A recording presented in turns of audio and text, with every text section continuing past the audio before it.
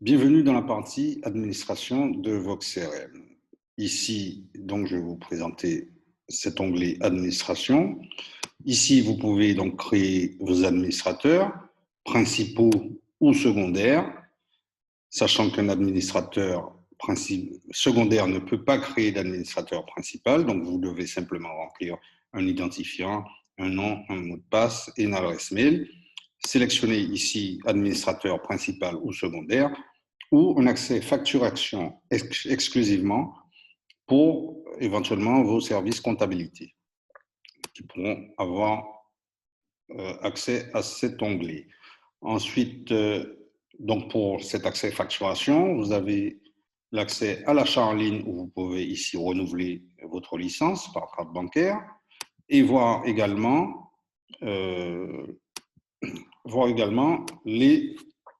la consommation que vous avez eue. Ici, par exemple, 90 extensions qui se décomposent comme suit.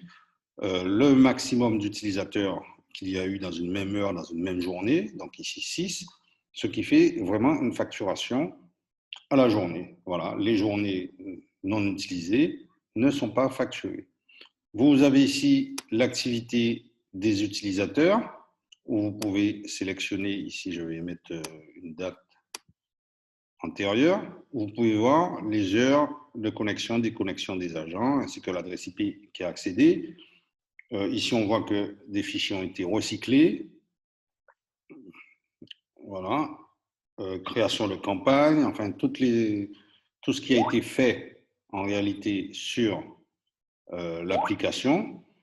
Vous avez ici l'activité des agents, un profil de sécurité où vous pouvez définir des heures, des jours et des heures auxquelles les agents peuvent avoir accès. Donc, ici, si je mets 9 heures, de 9 heures à 18 heures, par exemple.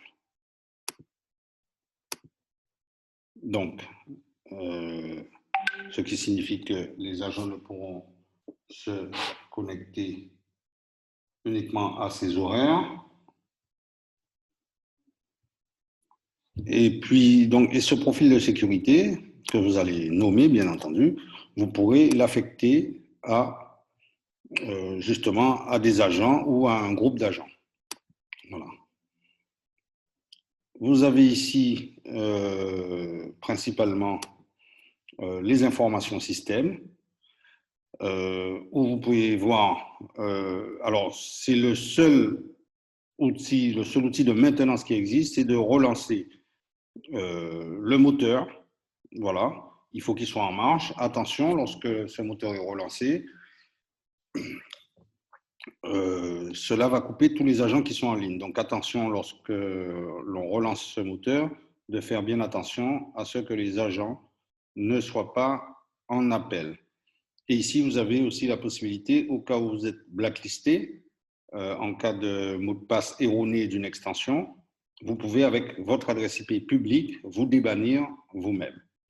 Voilà, j'ai fait un petit peu le tour de cette administration. Vous avez aussi l'onglet à propos où vous allez pouvoir voir les conditions générales de vente complète de l'application. Voilà pour ce module